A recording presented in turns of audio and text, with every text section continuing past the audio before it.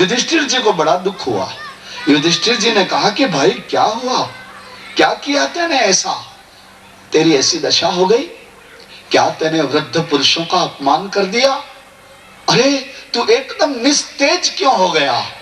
तूने किसी दूसरे की पुत्री, दूसरे की कन्या, दूसरे की पुत्र वधू पर अपनी आंखें बिगाड़ दी, क्या किया? मैं दान देता हूं ऐसा कह करके और फिर तूने दान नहीं दिया। ऐसा कौन सा आचरण किया तूने जिससे तेरी दशा ऐसी हो गई है? व्यक्ति की दशा उसके आचरण की कहानी बता देती है। जैसे आपका आचरण होता है वैसे आप दिखाई देते हो। ये संतों में आभा क्यों होती है? ये महापुरुष तेजस्वी क्यों होते हैं? उनकी वाणी और उनका शरीर इतना देदीप्यमान क्यों होता है? वे दर्शनीय क्यों होते हैं, आकर्षक क्यों होते हैं? आचरण के कारण से। इसलिए हमारी संस्कृति में आचरण को पहला धर्म बताया है। आचारो प्रथमो धर्मः, पहला धर्म है। जिसका हृदय सुंदर होता है वह सुंदर होता है। युधिष्ठिर ने पूछा कि तुमने ऐसा कौन सा आचरण किया जिससे तुम ऐसे निस्तेज हो गए, इतने पराजित हो गए? अर्जुन रोने लगे। उन्होंने कहा कि बड़े भैया, आपके चरणों में प्रणाम करता हूं और आप विश्वास रखिए, मैंने ऐसा कोई आचरण नहीं किया जो हमारे वंश को कलंकित करे। मैंने ऐसा कुछ नहीं किया है, मैंने ऐसा कोई आचरण नहीं किया, किंतु मेरे साथ बहुत बड़ा दगा हुआ है, मेरे साथ बहुत बड़ी दुर्घटना घटी है। युधिष्ठिर जी ने कहा कि क्या हुआ भैया? अर्जुन कहने लगे, वंचितो हम महाराज हरिणा बंधुरूपिणा ये न मे परितम तेजो देव विस्मापन महत। अरे मुझे मेरे भगवान ने छोड़ दिया, ये हुआ। आपने मुझे द्वारिका में समाचार लेने को भेजा था, तो देखिए अब द्वारिका है ही नहीं, समुद्र में डूब गई। अब यादव भी नहीं है, परस्पर लड़ के खत्म हो गए। अब कोई 16,000 रानियां भी नहीं है, सब अग्नि में चली गई। अब वसुदेव भी नहीं है, देवकी भी नहीं है, भगवान बलराम भी नहीं है, और कृष्ण परमात्मा ने भी व्याध का बाण स्वीकार कर लिया और अपने श्याम सुंदर शरीर को छोड़ प्रभु भी अपने धाम में चले गए। अब ये समाचार है, कोई नहीं है वहां। अब कभी हमें कृष्ण दर्शन नहीं हो सकेंगे, अब हमें कभी द्वारिका नहीं दिखाई देगी। भगवान ने अपनी लीला को पूर्ण कर लिया है और भगवान पुनः वैकुंठ धाम पधार गए। मैं बड़ा दुखी हुआ ये सब देख करके, सब मुझे ही करना पड़ा, मेरी आंखों के सामने हुआ ये सब कुछ मेरी आंखों के सामने नष्ट हुआ। मैं साक्षी हूं, मेरी इन दो आंखों ने भगवान को विदा होते हुए देखा, द्वारिका को डूबते हुए देखा। कुछ भगवान की रानियों गोपियों को लेकर के मैं आ रहा था,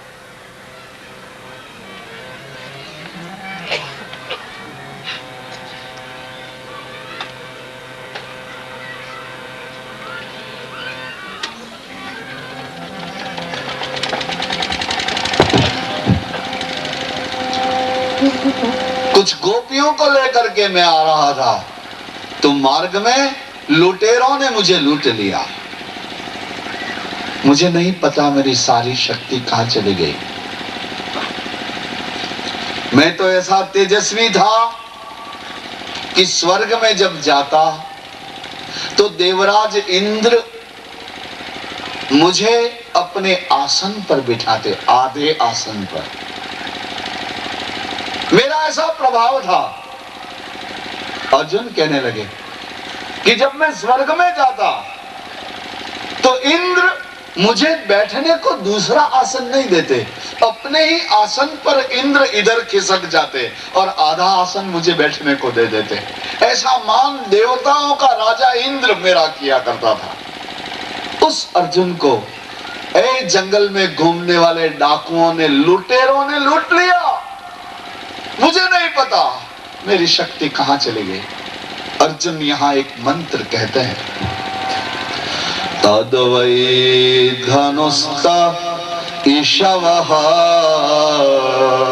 सरथो हयास्ते सोहम रथी नृपतयो यत आनमन्ति सर्वं क्षणेन तदभूद सदीशरिक्तम् भस्मं हुतं कुहकरार्धमिवोक्तमुष्याम्। मेरा वही गांडीव धनुष, मेरे वही बाण, मेरा वही रथ, मेरे वही घोड़े, मेरा वही धनुष और मैं वही अर्जुन जिसे बड़े बड़े सम्राट चरण स्पर्श करते थे। आज मैं हार गया, मैं पराजित हो गया। मुझे जंगल में घूमने वाले डाकुओं ने, लुटेरों ने लूट लिया, मुझे घायल कर दिया, पराजित कर दिया। आज मुझे लगता है कि जो कुछ मैं कर पाया वो मेरी शक्ति नहीं थी, मेरे भगवान की शक्ति थी। जैसे ही भगवान ने मुझे छोड़ा, जैसे ही भगवान मुझसे दूर हुए, मेरी सारी शक्ति ही दूर हो गई। इस तरह कहकर अर्जुन चुप हो गए। ये समाचार सुनने के बाद युधिष्ठिर कभी अपने होठों से कुछ नहीं बोले। इस समाचारों को सुनते ही कुंती के प्राण निकल गए। इस समाचारों को सुनने के बाद में युधिष्ठिर ने जल नहीं पिया, अन्न ग्रहण नहीं किया, किसी के सामने नहीं देखा, किसी की बात नहीं सुनी, किसी से कुछ नहीं बोले। अंधे की तरह, बहरे की तरह और गूंगे की तरह हो गए, पागल की तरह हो गए। उन्होंने अपने नित्य कर्म छोड़ दिए, नाना धोना सब कुछ छोड़ दिया, किसी से बोलना सब कुछ। कुछ दिनों तक इसी दशा को देख करके प्रजाजनों ने, मंत्रियों ने, भाइयों ने विचार किया, महाराज युधिष्ठिर की अवस्था ठीक नहीं, इसलिए कुछ और प्रबंध करना चाहिए। सभी ने विचार करके उत्तरानंदन अभिमन्यु पुत्र उस परीक्षित जो युवक हो गए थे, उन्हें राज सिंहासन पर बिठा करके उनको राज तिलक कर दिया। परीक्षित कुमार महाराज परीक्षित बन गए, उनका राज्याभिषेक कर दिया। सूत जी कहते हैं कि उसके बाद में एक दिन यह युधिष्ठिर किसी से कुछ भी कहे सुने बिना पागलों की तरह उत्तर दिशा में चले गए। जब युधिष्ठिर गए तो उनके पीछे पीछे अर्जुन, नकुल, सहदेव, भीम, द्रौपदी, 5 पांडव और पांचाली द्रौपदी, ये सभी उत्तर दिशा की तरफ चलने लगे। चलते चलते चलते चलते गंगोत्री पहुंच गए और वहां से स्वर्ग के द्वार पर इंद्र ने उनका स्वागत किया। श्रीमद् भागवत कहते हैं, प्रमाण है श्रीमद् भागवत कि ये पांडव सदेह स्वर्ग में गए हैं और इंद्र ने इनका स्वागत किया है। इस तरह से इन पांडवों का महानिर्वाण हुआ और द्रौपदी का महानिर्वाण हुआ। सूत जी कहते हैं, यह श्रद्धयैता भगवत् प्रियाणाम पांडो सुतानाम इति संप्रयाणम् शृणोत्यलं स्वस्त्ययनं पवित्रम्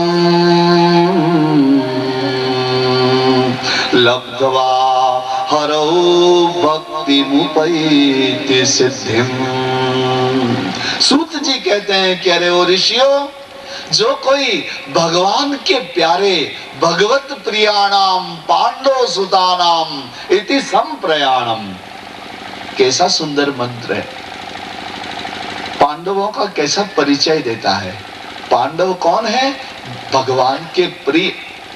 ये भगवान के प्रिय पांडवों के इस निर्वाण की कथा को जो कोई श्रद्धा और प्रेम से सुनता है, उसकी भक्ति सिद्ध हो जाती है, उसे भगवान का प्रेम प्राप्त हो जाता है। बोलिए एक बार प्रेम से, श्री गोवर्धन नाथ की। इस कथा को जो सुनता है वह भी भगवान का प्रिय बन जाता है, क्योंकि ये भगवान के प्यारे पांडवों के निर्वाण की कथा है। इसको जो श्रद्धा पूर्वक सुनता है, प्रेम से श्रद्धा पूर्वक विश्वास के साथ यह कल्याणकारी पवित्र पांडवों के निर्वाण की कथा को जो सुनता है, लब्ध्वा हरौ भक्ति मुपैति सिद्धिम, उसकी हरि भक्ति सिद्ध हो जाती है, उसकी भगवान की भक्ति सिद्ध हो जाती है। श्री गोवर्धन नाथ सूत उवाच ततः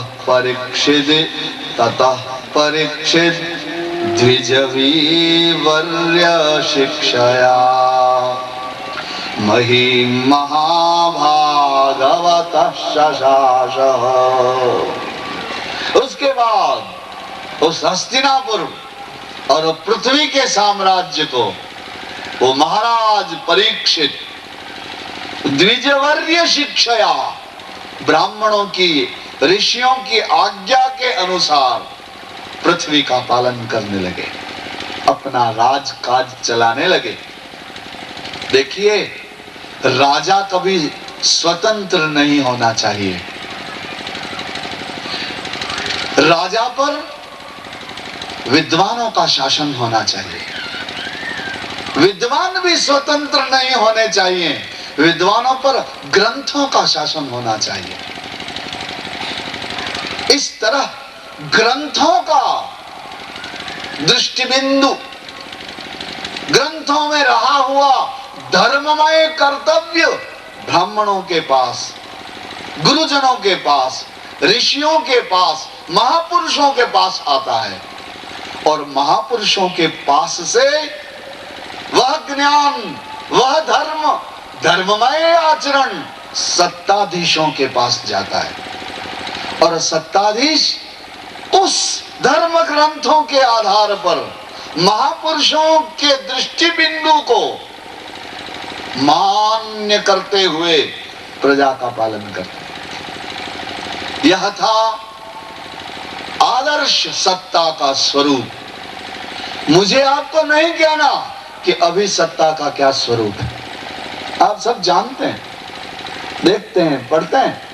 इतना ही कहूंगा कि अब शासन नीचे से ऊपर जाता है, लोकतंत्र है ये।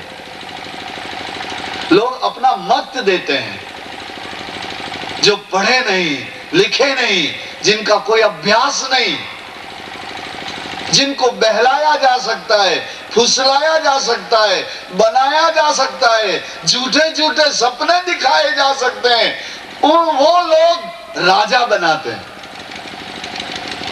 पहले तो राजा का अभिषेक किया जाता था, और आप जानते हैं अब तो राजा बेचे और खरीदे भी जाते हैं। ये सब बिकाऊ है, ये बिकते हैं, कभी इसके हाथ कभी उसके हाथ। इसीलिए समाज में न शिक्षा है, न धर्म है, न आचरण है, न बल है, न वीरता है, और न सुख है, न शांति है। घोर अव्यवस्था है। क्या हुआ कि मैं एक बार कथा सुनाने गया। कहां गया ये मैं आपसे नहीं कहूंगा,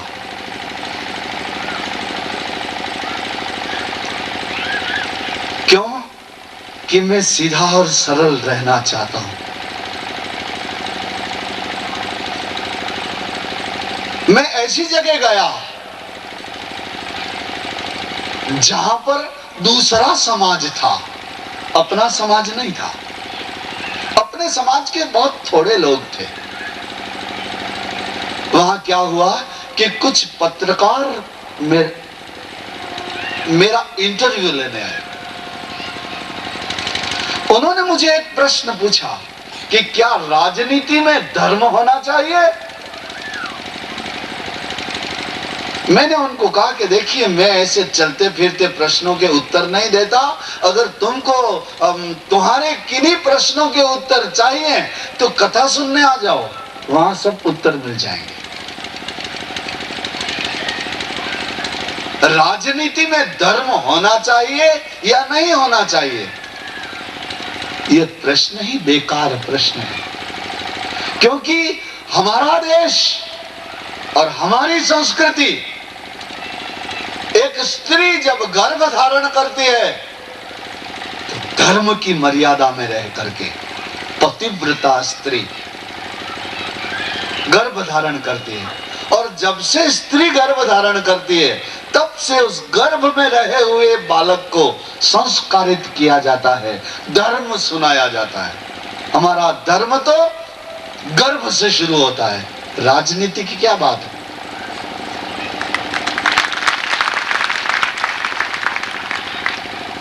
और धर्म के बिना कुछ भी संभव है क्या।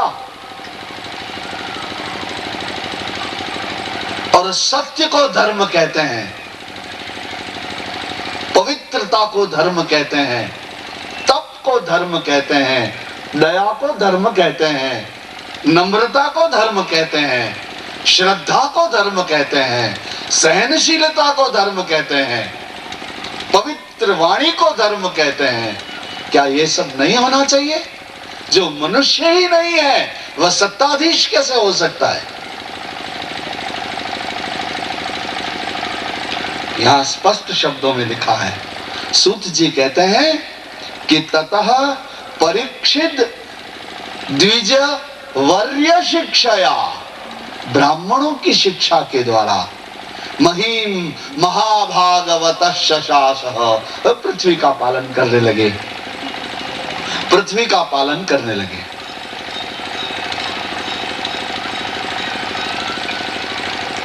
उन्होंने उत्तर की कन्या इरावती के साथ उन्होंने विवाह किया, शादी की। और उनके जन्मे जेय इत्यादि 4 पुत्र हुए परीक्षित के। उन परीक्षित जी ने, महाराज परीक्षित जी ने कृपाचार्य को अपना गुरु बनाया और गंगा के तीर पर गंगा के तट पर 3 अश्वमेध यज्ञ किए। एक बार दिग्विजय करने को निकले। उन्होंने अपनी यात्रा में एक दृश्य देखा, परीक्षित जी महाराज ने।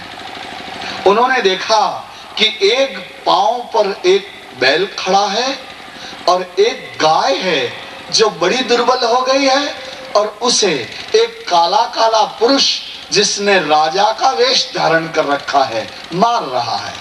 ऐसा दृश्य देखा। परीक्षित जी ने कहा कि देखो, ये अधर्म है। जिन निरपराध प्राणियों ने तुम्हारा कुछ नहीं बिगाड़ा, तुम उसे मार रहे हो। कौन हो तुम? ठहरो, मेरे शासन में ऐसा पाप कर्म नहीं होता। बीच में आ गए, उस काले काले पुरुष को दूर कर दिया, इस गाय को और एक पांव पर खड़े हुए इस बैल को संबोधन किया कि देखिए, आप चिंता न करिए, मैं राजा परीक्षित हूं, पांडवों का वंशधर हूं, मैं आपकी रक्षा करूंगा। राजा रक्षा करता है, प्रजा की रक्षा के लिए होता है राजा। आप बताइए, आपके पांव किसने काट दिए? गाय को पूछा, आप इतनी दुर्बल क्यों हैं?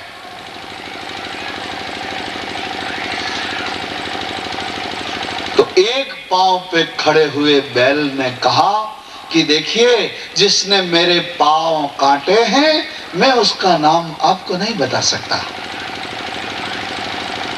क्यों? कि पापियों की चर्चा करने से भी व्यक्ति के अंदर पाप आ जाता है। परीक्षित जी समझ गए यह धर्म था। धर्म यहां पर बैल बताया गया, बैल जैसा धर्म। क्यों बैल क्यों बताया गया? इसलिए कि बैल शक्तिशाली होता है, उसमें ताकत होती है। तो धर्म भी ताकत वाला होता है, धर्म में भी शक्ति होती है। और बैल की शक्ति उसके 4 पांवों में होती है। तो धर्म के भी 4 आधार हैं। 4 आधार पर धर्म बलवान बनता है। धर्म न मेरा होता है न तेरा होता है। धर्म के 4 आधार हैं। एक तो है सत्य, एक है तप, तीसरा है पवित्रता और चौथा दया। ये 4 धर्म की ताकत है। सच्चाई, सत्य, तपस्या।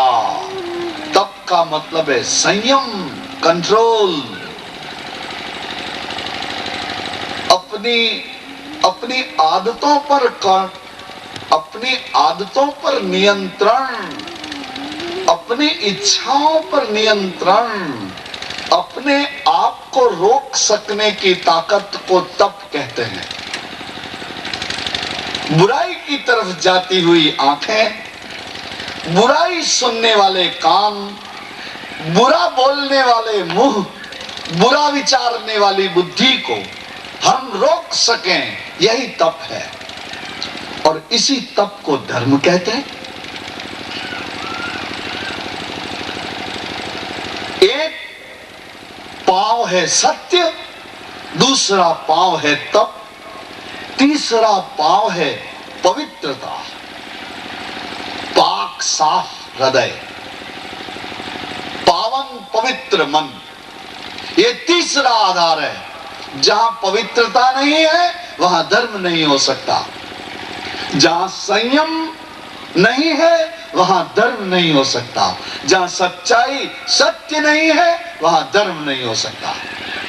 और चौथा आधार है दया। जहां रहम नहीं है वहां धर्म नहीं हो सकता। इसलिए धर्म के 4 आधार हैं। और ये जो गाय है ये पृथ्वी माता है। ये पृथ्वी है ना, ये गाय जैसी होती है। आप गाय को घास खिलाते हैं और गाय आपको बदले में घी देती है। थोड़ा लेकर के बहुत अधिक मूल्यवान देना गाय का स्वभाव है। तो पृथ्वी का भी ऐसा ही स्वभाव है। इस धरती को तुम एक बीज देते हो, धरती तुमको हजारों फल दे देती है। गाय जैसी है। और ये जो इनको मारने वाला और इनके पांव काटने वाला कौन है? ये पाप है, कलिकाल है, ये समय है। एक मौसम का नाम है कलियुग। ऐसा समय जब व्यक्ति के सत्य को मार डालता है, जब व्यक्ति में कोई संयम ही नहीं रह जाता। समाज में, देश में, पृथ्वी पर, इस देश में, उस देश में सभी असंयमित हो जाते हैं, भोगी हो जाते हैं, विषयी हो जाते हैं, झूठे हो जाते हैं, अपने हाथ में नहीं रह जाते, रहम दिल नहीं रह पाते, कठोर पत्थर बन जाते हैं। उस समय को कलयुग कहते हैं। तो ऐसी पृथ्वी और ऐसे समाज को सुधारने का कोई तो काम करेगा। इसलिए इन परीक्षित महाराज ने इस धर्म के चारों ही पांवों को पुनः स्थिर कर दिया और उस कलयुग को नियंत्रित कर दिया। उसको रहने को थोड़े से स्थान दे दिए, वहां रहेगा। पाप के कुछ ठिकाने हैं, पाप उन खास ठिकानों पर ही रहता है। इस तरह से पाप को निग्रह कर दिया, कली को निग्रह कर दिया और धर्म की पुनः स्थापना की। उस कटे हुए पांवों को पुनः जोड़ा, उस आधार को समाज में पुनः समाज को तपस्वी बनाया, समाज को दया रहमदिली सिखाई, समाज को सत्य बोलना सिखाया, संयम सिखाया, दया सिखाई। ये काम किया परीक्षित जी ने। धर्म की इसी तरह स्थापना होती है। धर्म कहीं खास जगहों पर नहीं रहता, खास दिलों में रहता है। वो दिल में रहता है, वो तुम्हारे स्वभाव में रहता है। इसलिए सच बोलना, अपने को बुराई में जाते हुए रोकना, अपने हृदय दया रखना और भीतर से और बाहर से पवित्र होना, तब तुम धार्मिक कहे जाओगे। इस तरह से परीक्षित महाराज ने पुनः धर्म की स्थापना कर दी।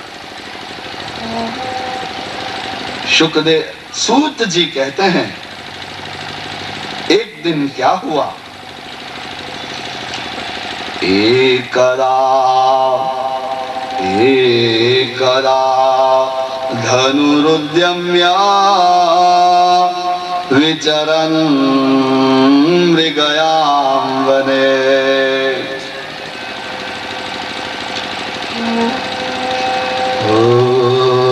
एकदा धनुरुद्यम्य विचरन् मृगयां वने। मृगाननुगतः श्रान्तः क्षुधितः तृषितो वृषम्। एकदा, एक दिन की बात है, सूत जी कहते हैं, एक दिन वह परीक्षित महाराज जिनका चरित्र आपने देख लिया,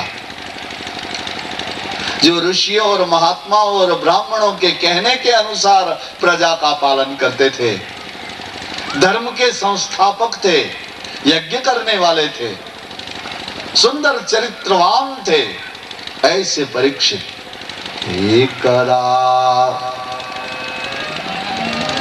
एकदा धनुरुद्यम्य विचरन् मृगयां वने। मृगाननुगतः श्रान्तः क्षुधितः तृषितो वृषम्। एक दिन की बात है, हिंसक जंतुओं को का शिकार करने के लिए परीक्षित जी एक दिन हाथ में धनुष लेकर घोड़े पर बैठ करके अपने साथियों के साथ शिकार खेलने को गए वन में। वहां वन में एक मृग के पीछे अपना घोड़ा दौड़ा दिया, शिकार खेलने गए। उनके साथी सब पीछे छूट गए और मृग तो कभी पहाड़ों में भाग गया, कभी नीचे उतर गया, कभी इधर गया, कभी उधर गया, कभी झाड़ियों में घुस गया, और वह घोड़े पर बैठ करके उसका पीछा करते रहे।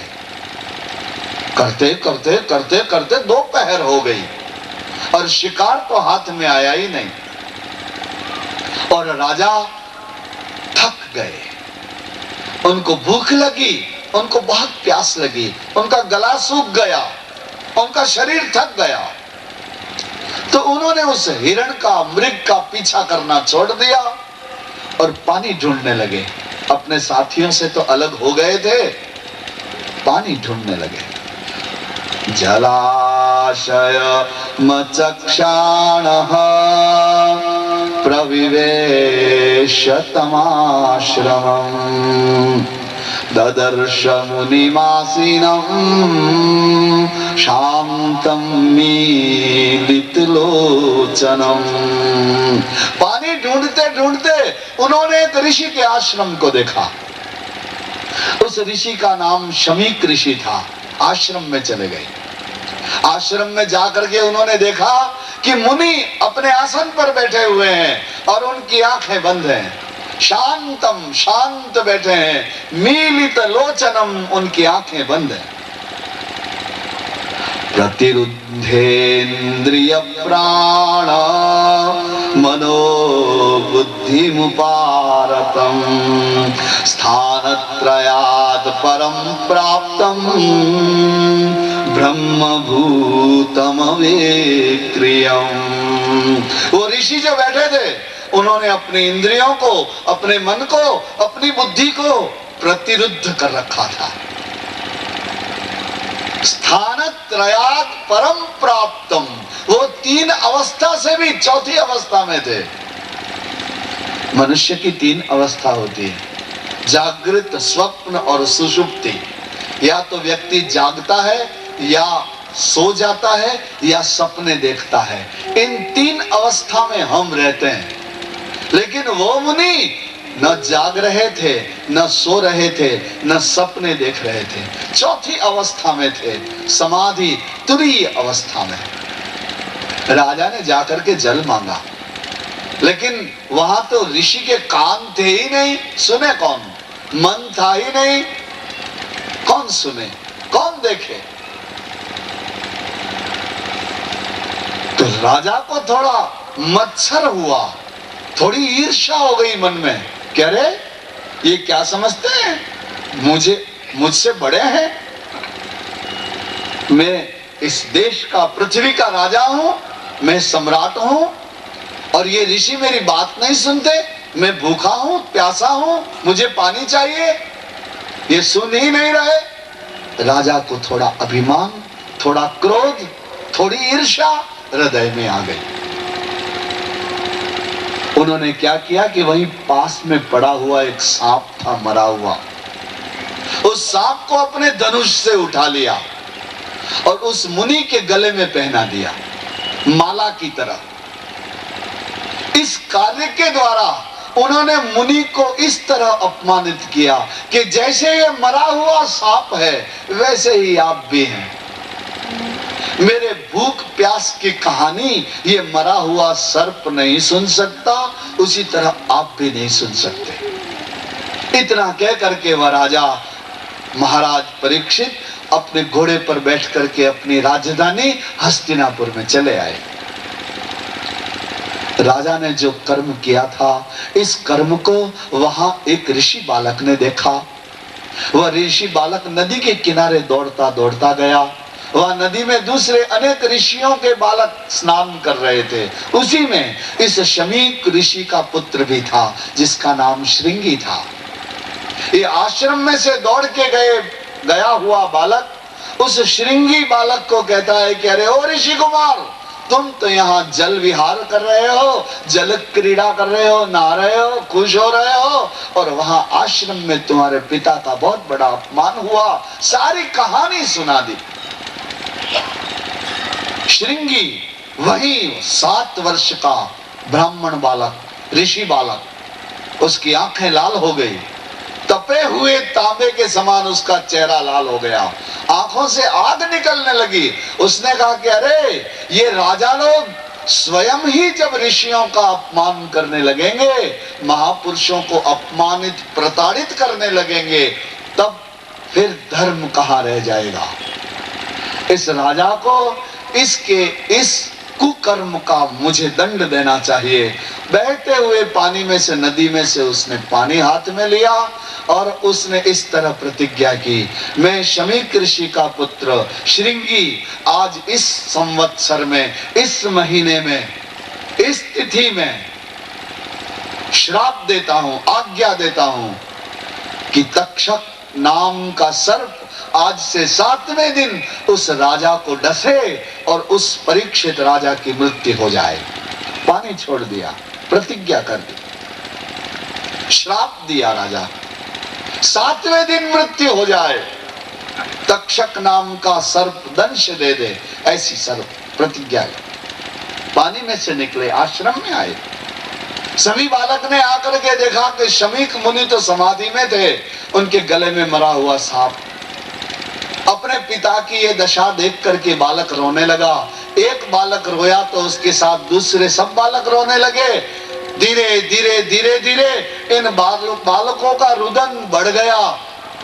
शमीक मुनि ने अपनी समाधि पूरी की, धीरे धीरे आंखें खोली। सबसे पहले अपने गले में पहना हुआ मरा हुआ सांप देखा, उसे गले से निकाल करके दूर किया और फिर पूछा कि तुम सब क्यों रो रहे हो। बालकों ने सारी बात सुना दी।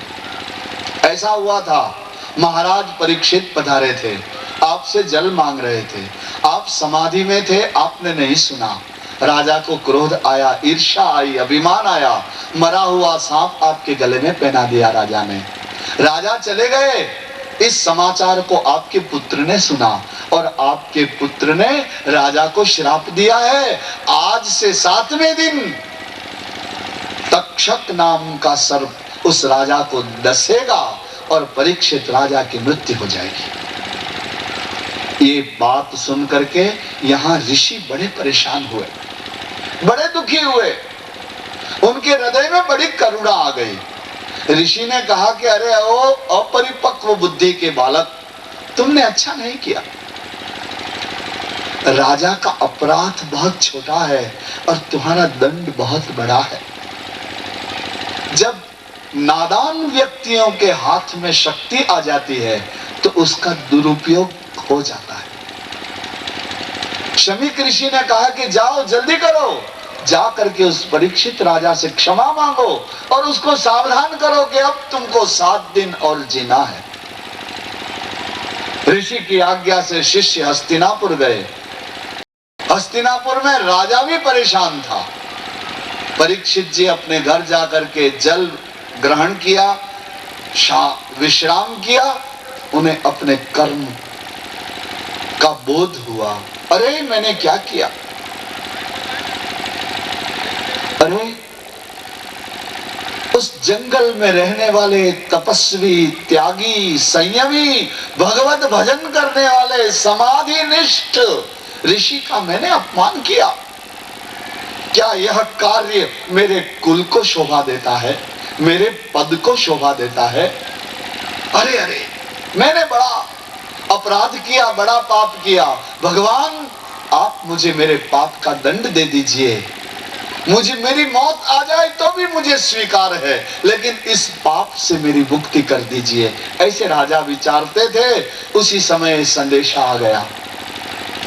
शमीक ऋषि के शिष्यों ने आकर के कहा कि परीक्षित महाराज सावधान हो जाइए, आप गले में मरा हुआ सांप पहना करके आए, ऋषि के पुत्र ने आपको श्राप दिया है, आज से 7वें दिन आपको जीवित सर्प दंश करेगा, आपकी मृत्यु हो जाएगी। ये सुनते ही परीक्षित बड़े प्रसन्न हुए।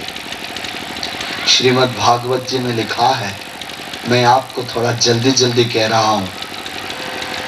यहां लिखा हुआ है, परीक्षित बड़े प्रसन्न हो गए। उन्होंने कहा कि अच्छा, ये शरीर छूटेगा, भले ही छूट जाए, लेकिन पाप से मुक्ति तो मिल जाएगी ना। जो पाप किया है उसका जो दंड मिल जाएगा, तो पाप से तो छूट जाऊंगा, जन्म तो फिर भी मुझे मिलेगा, लेकिन पाप से तो मुक्ति हो जाएगी। बड़े प्रसन्न हुए राजा। राजा ने क्या किया, उसी समय अपने मंत्रियों को बुलाया और अपने सबसे बड़े पुत्र जन्मेजय को राजगद्दी पर बिठा करके राज तिलक कर दिया। राजा ने अपने कान में पहने हुए हीरे के कुंडल खोल दिए, मुकुट उतार दिया, अंगूठियां उतार दी, हाथ के कड़े, बाजूबंद, हार सभी उतार दिए, सामान्य वस्त्र पहन लिए और सारी प्रजा को नमस्कार किया। और राजा परीक्षित कहने लगे कि बस अब आज से मैं कभी भी पानी नहीं पीऊंगा और कभी भी अन्न नहीं लूंगा, क्योंकि भूख और प्यास ने मुझे इतना अविवेकी बना दिया कि मैं अपने ऊपर संयम ही नहीं रख सका और मैंने तपस्या का और तपस्वी का और महापुरुष का अपमान कर दिया। अब जब मुझे 7 दिन बाद मर ही जाना है तो अब मैं न पानी पीऊंगा और न मैं अन्न ग्रहण करूंगा। अनशन व्रत धारण कर लिया। अपनी रानियों को, अपने राजकुमारों को, अपने प्रजाजनों को अंतिम नमस्कार किया और कहा कि बस अब मुझे तुम्हारे साथ नहीं, गंगा जी जाना है। गंगा तट पर चले गए। गंगा तट पर चले गए, आसन बिछा करके उत्तर दिशा की तरफ मुंह करके बैठ गए। बड़े सुंदर लग रहे हैं परीक्षित महाराज। जब ऋषियों ने, महर्षियों ने ये सब सुना तो ऋषियों के समूह, देवर्षि, ब्रह्मर्षि, राजर्षि, संत, महात्मा, वैष्णव, भीड़ की भीड़, हजारों लाखों संत महात्मा गंगा के किनारे इकट्ठे हो गए। क्योंकि ये कोई साधारण घटना नहीं थी, क्योंकि परीक्षित कोई साधारण व्यक्ति नहीं थे। परीक्षित सम्राट थे, जिनका रथ भगवान चलाते थे, उनके पुत्र के पुत्र थे। ये साधारण व्यक्ति नहीं थे। इस बहुत बड़ी घटना में ऋषि समाज को, प्रजाजनों को, संतों को और भक्तों को प्रेरित किया। सभी गंगा किनारे इकट्ठे हो गए। अनेक ऋषियों, महर्षियों, संत महात्माओं को गंगा के किनारे इकट्ठा आया देख करके परीक्षित रोमांचित हो गए। उन्होंने हाथ जोड़े और सभी को कहा कि अरे धन्य हो गया मैं। जीवन में जब कोई एक संत मिल जाता है तो भी व्यक्ति का उद्धार हो जाता है।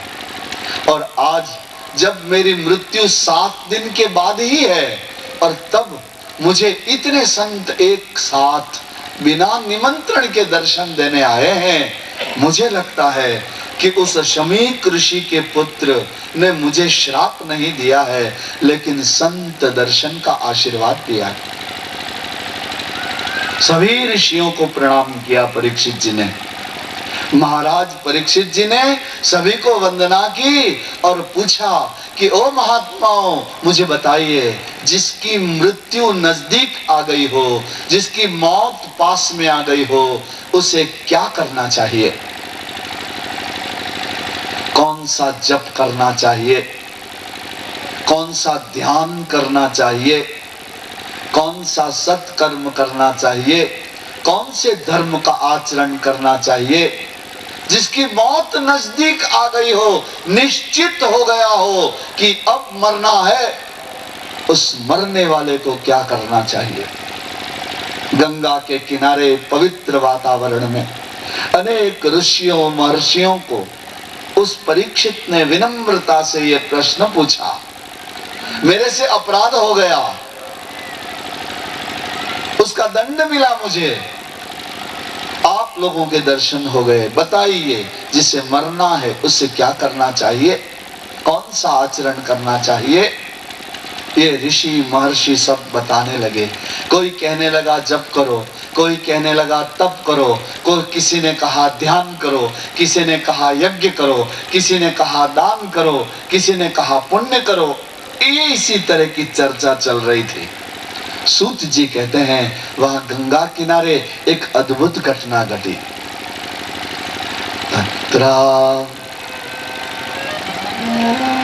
तत्राभवद भगवान व्यासपुत्रो यदृच्छयागामटमानो नवेक्षः अलक्ष्य लिंगो निजलावतुष्टो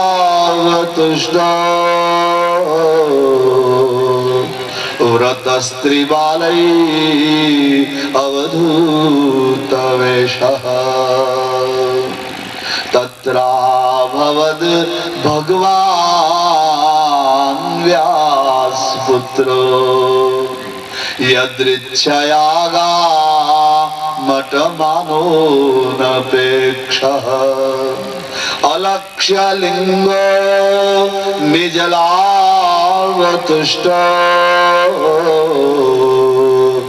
रतस्त्रिबालै अवधूत वेशः।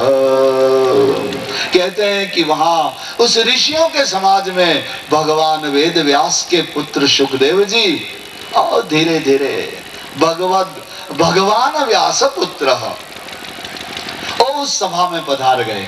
किसी ने निमंत्रण दिया नहीं था, अपने आप घूमते घूमते निजलावतुष्ट व्रतस्त्री बालई अवधूत वेश, अवधूत वेश वाले 16 वर्ष की आयुष्य है, लंबे लंबे हाथ हैं, दिगंबर हैं, कमल जैसी आंखें हैं, सुंदर शंख जैसी गर्दन है और बड़े कोमल चरण हैं, बड़ा मधुर स्वरूप। एक गंगा किनारे आ गए और उनको देखते ही सभी ऋषि महर्षि खड़े हो गए।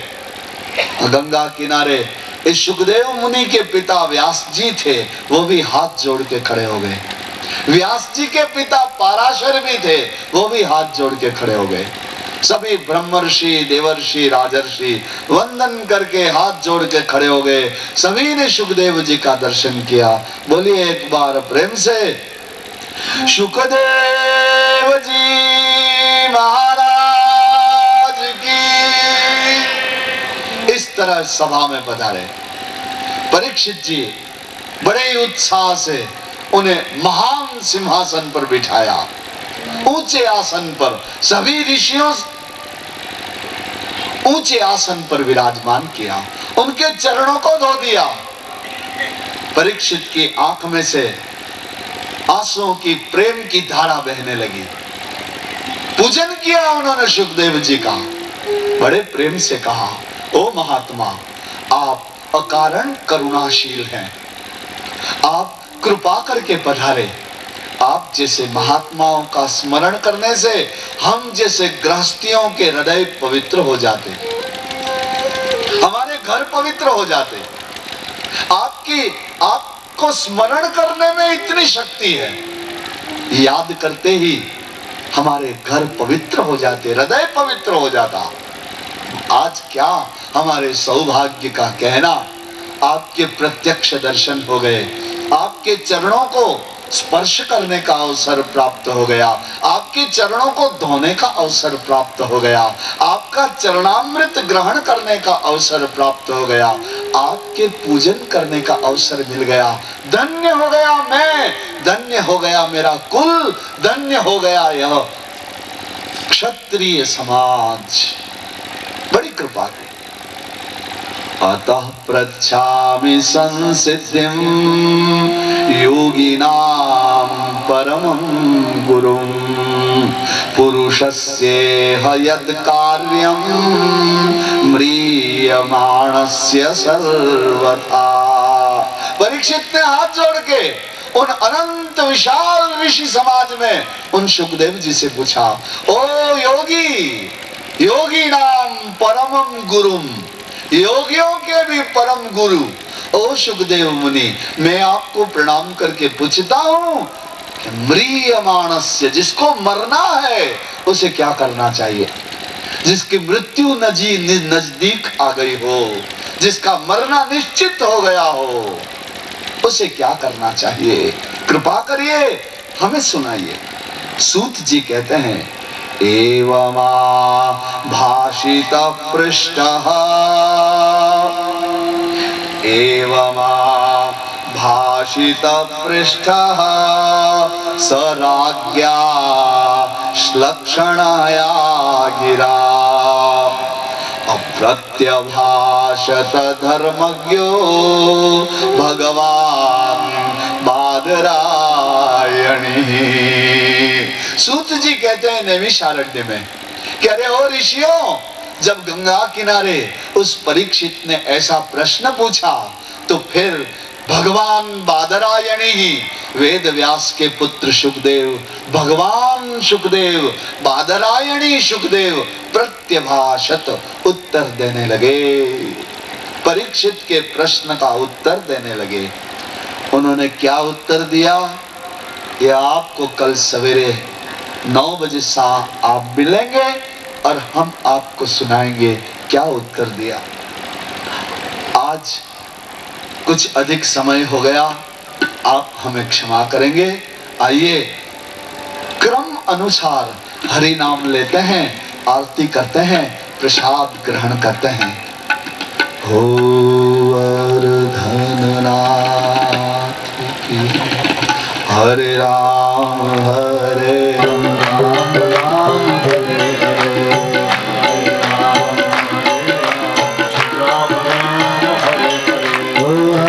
कृष्णा कृष्णा कृष्णा हरे हरे कृष्णा कृष्णा कृष्णा हरे हरे राम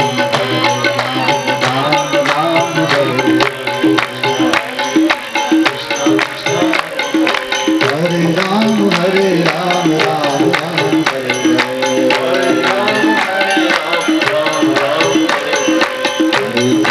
हरे कृष्णा कृष्णा कृष्णा हरे श्री हरे राम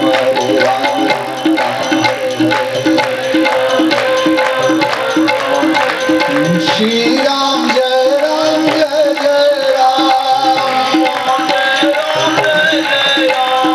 श्री राम जय जय राम जय सिया राम मेरे लालन के नंद लालन की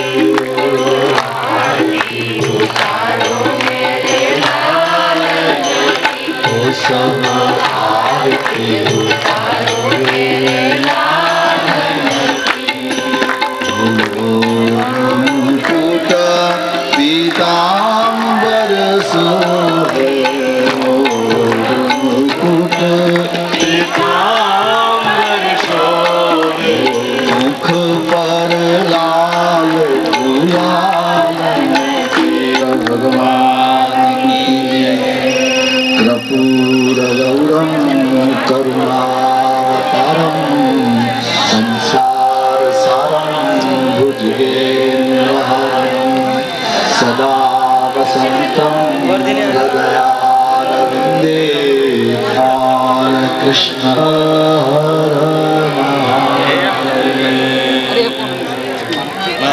महाराज जी मांग सरकार पुरा मांग सरकार मावशी लांबून दर्शन घ्यायचं मध्ये नाही यायचं भाई दूर राहायचं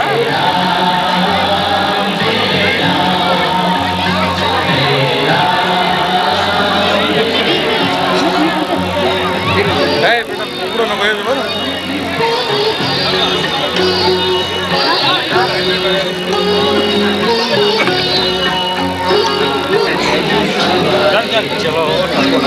चलो चला सारखं पुढं तुम्ही सारखं पुढं जय श्री चला चला चला पिछला चला बाजूला चलो पीछे चला चला सकले लो सकले चला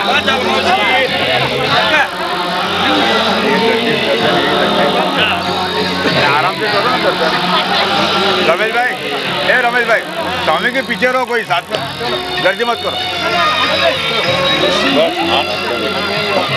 जय श्री कृष्ण जय श्री कृष्ण आराम से आराम से आराम से मोकले मोकले चलो. जय श्री कृष्ण. जय श्री कृष्ण. जय